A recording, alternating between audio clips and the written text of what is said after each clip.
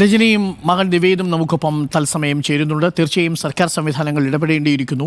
പരിമിതിയുണ്ടെന്നറിയാം, പക്ഷേ എങ്കിലും നമുക്കതിൽ ഒരു പരിഹാരം കണ്ടെത്തേണ്ടതുണ്ട്. നിവേദിലേക്ക് പോകുന്നു. നിവേദേ മോനെ, ഗുഡ് മോർണിംഗ്. രജനി കേൾക്കാൻ പറ്റുന്നുണ്ടോ? പറ്റുന്നുണ്ട്. ഓക്കെ, മോനിപ്പോൾ ഏത് ക്ലാസ്സിലാണ്?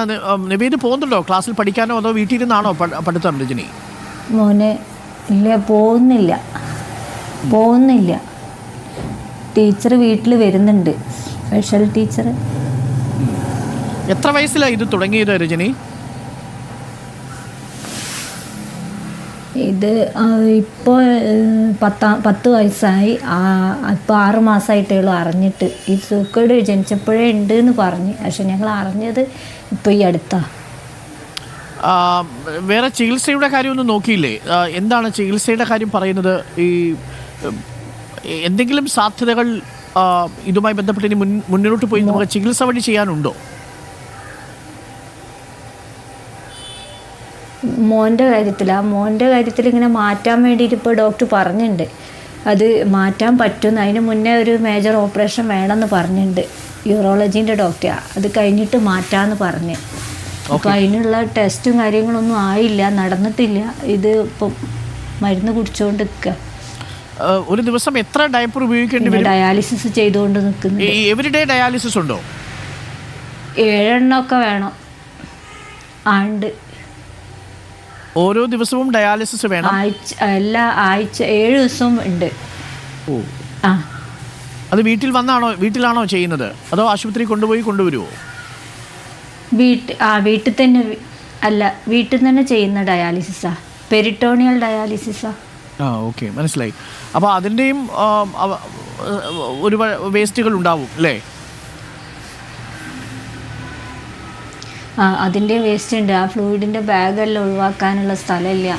അപ്പോൾ അത് ഇങ്ങനെ വാടകേൻ്റെ ആൾ പറഞ്ഞിട്ടുണ്ട്, അത് ഞങ്ങൾ വേസ്റ്റ് ഇടുന്നുള്ള കംപ്ലൈൻറ്റ് ആരോ പറഞ്ഞു കൊടുത്തതെന്ന് പറഞ്ഞിട്ട് അത് ഒഴിവാക്കാൻ വേണ്ടി പറഞ്ഞ്. അത് ഒഴിവാക്കാൻ പഞ്ചായത്തിൽ ഞാൻ എല്ലാവരോടും പറഞ്ഞിട്ടുണ്ട്, പക്ഷെ ഒരിക്കൊന്നും അതിൻ്റെ ഇത് ആരുമായിട്ട് കോണ്ടാക്റ്റ് ഇല്ല എന്ന് പറഞ്ഞു. കുറേ മെമ്പർമാരൊക്കെ വിളിച്ച് ഒരു നിവൃത്തിയില്ല എന്നവർ പറഞ്ഞേ. പ്രദീപ് എന്താ ചെയ്യുന്നത് രജനി? അപ്പോൾ ഇവിടുന്ന് വീടൊഴിയാൻ വേണ്ടി പറഞ്ഞിട്ടുണ്ട്. കൂലിപ്പണിയാണ്, ഈ കല്ലിൻ്റെയൊക്കെ പണിയാ. ഒരുപാട് ചിലവ് വരില്ലേ ഈ ഡയാലിസിസ് അടക്കം അല്ലേ? ഡയാലിസിസിന് ചിലവുണ്ട്.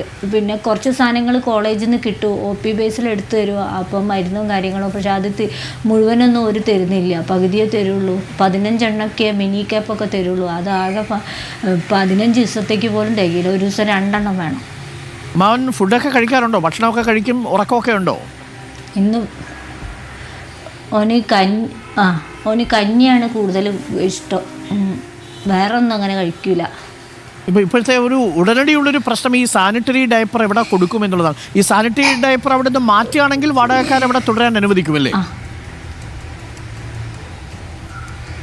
ഒന്നും പറഞ്ഞില്ല. ഞാൻ അവിടുന്ന് മാറ്റിയാൽ ആരെങ്കിലും എന്തെങ്കിലും പറഞ്ഞാൽ ഒക്കെ ശരിയാകുമായിരിക്കും എന്ന് വിചാരിക്കുന്നു. അത് ഡയപ്പർ കൂട്ടിയിടുന്നതാണ് വിഷയം എന്നാണ് അവർ പറഞ്ഞത്, ഞങ്ങൾ വേസ്റ്റ് ഇടുന്നതെന്ന്. ഈ ഒരു ദിവസം 9 ഡയപ്പറോളം ഉപയോഗിച്ചതിന്റെ വേസ്റ്റ് വരും ചോദിച്ചിട്ടില്ല. അപ്പോൾ വേസ്റ്റ് വരും. ഇവന് മൂത്രം ഒറ്റിറ്റി പോകുന്ന കാരണം ബാമ്പേഴ്സ് ഇങ്ങനെ മാറിയും കൊണ്ടിരിക്കുക. പിന്നെ ഇൻഫെക്ഷൻ ഒന്നും വരാനും പാടില്ലല്ലോ.